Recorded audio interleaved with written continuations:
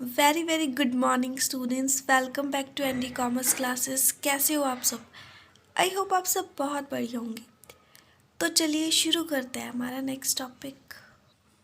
आज का हमारा टॉपिक है internal rate of return method. ठीक है, तो शुरू करें। ये भाई साहब है IRR, internal rate of return. और मैंने आपको बताया था कि इनके बहुत सारे निकनेम हैं। तो चलिए जान लेते हैं कि इनके अदर नेम क्या क्या हैं। Time adjusted rate of return भी कहा जाता है इन्हें, और इन्हें मार्जिनल एफिशिएंसी ऑन कैपिटल भी बोल देते हैं। यील्ड ऑन इन्वेस्टमेंट भी कह देते हैं। Minimum required rate of return भी इनका अदर नेम है। इसके अलावा trial and error yield method भी बोल देते हैं। तो पता चल गया आपको कि आईआरआर के अदर नेम क्या है। ठीक है, पता चल गया। लेकिन आईआरआर है क्या? उसका अस्तित्व है ना, वो भी तो पता होना चाहिए कि आईआरआर है क्या। अदर नेम से थोड़ी ना काम चलेगा। तो चलिए देखते हैं कि आईआरआर क्या है। आईआरआर वो रेट है जहाँ पे एनपीवी ज़ीरो होती है। ठीक है, आईआरआर जो है यानी इंटरनल रेट ऑफ रिटर्न आपकी वो रेट होती है जहाँ पे आपकी नेट प्रेजेंट वैल्यू ज़ीरो हो जाए। ज़ीरो एनपीवी, ज़ीरो एनपीवी कब होती है? याद ही नहीं आ रहा। अब आप फिर से सोच में पड़ गए। याद नहीं आ रहा ना? नहीं नहीं, आ गया याद। तो ये आपके दिमाग में आइडिया आता है और आपको याद आ जाता है कि एनपीवी ज़ीरो कब था। कब था एनपीवी ज़ीरो? जब आपकी present value of cash inflows present value of cash outflows के इक्वल थी, तभी था ना ज़ीरो एनपीवी। तो यानी जब present value of cash inflows present value of cash outflows के इक्वल होती है और जब हमारा एनपीवी ज़ीरो होता है, तो जब जो रेट डिसाइड होती है वो रेट आपकी इंटरनल रेट ऑफ रिटर्न होती है। ठीक है, अब जो हमारी आईआरआर है उसका एक फॉर्मूला भी है और वो फॉर्मूला हमें याद करना होगा। ठीक है, कर लेंगे, कोई दिक्कत नहीं है।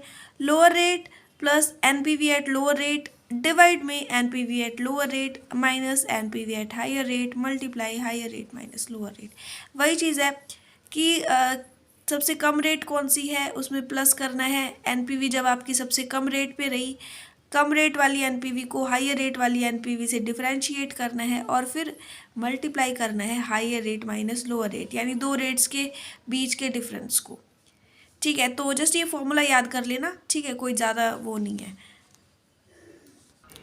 अब हमारे लिए आईआरआर का एक्सेप्टेंस क्राइटेरिया जानना बहुत ज़रूरी है कि आईआरआर को एक्सेप्ट कब करेंगे हम। इससे पहले कि हम इसको पढ़ें, हमें इन दो टर्म्स की फुल फॉर्म पता होनी चाहिए, जो कि हमें पता है क्योंकि हम बहुत इंटेलिजेंट है ना। आप सब भी बहुत इंटेलिजेंट हो। आईआरआर क्या है? Internal rate of return. और के क्या है? के है आपकी कॉस्ट ऑफ कैपिटल। जब आईआरआर आपकी कॉस्ट ऑफ कैपिटल से ज़्यादा होगी, यानी रिटर्न आपको ज़्यादा हो रही है और आपकी जो प्रोजेक्ट है उसकी कॉस्ट आ रही है कम। ठीक है, रिटर्न ज़्यादा है कॉस्ट कम है, तो हम ऐसे प्रोजेक्ट को एक्सेप्ट कर लेंगे, डन कर देंगे, हाँ भी डन है। और अगर आपकी रिटर्न कम आ रही है, इंटरनल रेट ऑफ रिटर्न कम है और कॉस्ट ऑफ कैपिटल ज़्यादा है, तो आप क्या करोगे? रिजेक्ट कर दोगे ऐसे प्रोजेक्ट को। ठीक है, और अगर दोनों इक्वल हो तो फिर आप एक्सेप्ट भी कर सकते हो, रिजेक्ट भी कर सकते हो, लेकिन फिर आपको नॉन फाइनेंशियल फैक्टर्स को देखना होगा कि आपको एक्सेप्ट करना है या रिजेक्ट करना है। Right, okay. देन हम इनकी मेरिट्स एंड डीमेरिट्स देख लेते हैं। मेरिट्स क्या क्या है कि इसमें टाइम वैल्यू ऑफ मनी को कंसिडर किया जाता है। इसमें सारे कैश इनफ्लोज लाइफ टाइम, एक प्रोजेक्ट की कंप्लीट लाइफ टाइम के जो कैश इनफ्लोज है उनको ले लेते हैं, हम इसमें कंसिडर करते हैं और इसको इजीली डिफरेंशिएट कर सकते हैं रिस्क जो प्रोजेक्ट है। देन डीमेरिट्स, डीमेरिट्स क्या क्या है कि इसको समझना और कैलकुलेट करना कभी कभी डिफ़िकल्ट हो जाता है और कभी कभी ऐसा होता है कि एक से ज़्यादा आईआरआर निकल आती है, इंटरनल रेट ऑफ रिटर्न, और ये एक एक्चुअल रेट नहीं होती, ऐसा होता है। ठीक है, अब आप लोगों ने पिछली वीडियो देख ली होगी और अगर देख ली तो फिर ये आपको अच्छे से समझ आ जाएगा सिमिलैरिटी और डिफरेंसेस। नहीं देखी तो हो सकता है ना भी समझ आए। तो देखो सिमिलैरिटीज़ क्या क्या है एनपीवी और आईआरआर में, कैसे वो दोनों एक दूसरे की जैसी है, मतलब सेम सेम है या नहीं है। तो क्या क्या सिमिलैरिटी है दोनों में, कैसे वो सेम है। तो first time value of money की एनपीवी में भी हम टाइम वैल्यू ऑफ मनी को कंसिडर करते हैं और आईआरआर में भी टाइम वैल्यू ऑफ मनी को कंसिडर हम करते हैं। ठीक है, एनपीवी और आईआरआर दोनों में ही हम एक प्रोजेक्ट की होल लाइफ को कंसीडर करेंगे, यानी प्रोजेक्ट की कंप्लीट लाइफ के बेस पे कैलकुलेशन किया जाएगा, और दोनों के दोनों present value of cash flow पे बेस्ड होती है। और क्योंकि ये दोनों के दोनों present value of cash flow पे बेस्ड होती है, इसीलिए हम इन्हें इसमें जो है टाइम वैल्यू को कंसीडर किया जाता है। ठीक है, ये रीज़न है कि हम क्यों करते हैं, क्योंकि ये प्रेजेंट वैल्यू में बेस्ड होती है।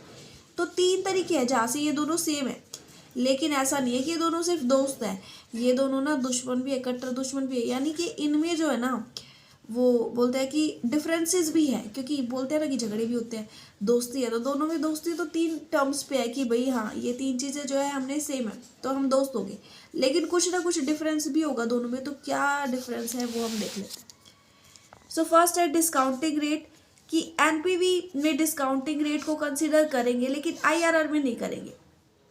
एनपीवी कहता है भाई मुझे तो, जैसे कि मान लो ये 2 बंदे हो गए, ठीक है, एक तो कहता है कि मुझे गोलगप्पे पसंद है, सेकंड कह देता है कि मुझे गोलगप्पे पसंद नहीं है, तो बिल्कुल वही वाली बात होगी कि एनपीवी में डिस्काउंटिंग रेट को कंसीडर करेंगे, आईआरआर में नहीं करेंगे। ऑब्जेक्टिव, दोनों का ऑब्जेक्टिव भी तो अलग अलग है ना, एक को किस राह जाना है, सेकंड को पता नहीं कौन सी राह जाना है, तो अलग अलग राह जाना है। सो एनपीवी जो है वो वेल्थ मैक्सिमाइजेशन पे फोकस करता है, और आईआरआर जो है वो इनफ्लोज और आउटफ्लोज को इक्वल करने पे, क्योंकि हम इसका फॉर्मूला ही ऐसा ही है, तो वो इक्वल करने पे फोकस करता है। तो ये इसका ऑब्जेक्टिव है, ये इसका ऑब्जेक्टिव है। नेक्स्ट है एनपीवी पॉजिटिव भी हो सकती है, नेगेटिव भी हो सकती है, जीरो भी हो सकती है, हमने पढ़ा था। लेकिन आईआरआर तो बेचारे क्या ही बोले, आईआरआर तब होता है जब एनपीवी जीरो होते हैं, मतलब ये नेगेटिव और पॉजिटिव नहीं होगी। ठीक है, इसमें तो सिर्फ आउटफ्लो और इनफ्लो जो है वो इक्वल ही होंगे, और कोई ऑप्शन ही नहीं है इसके पास।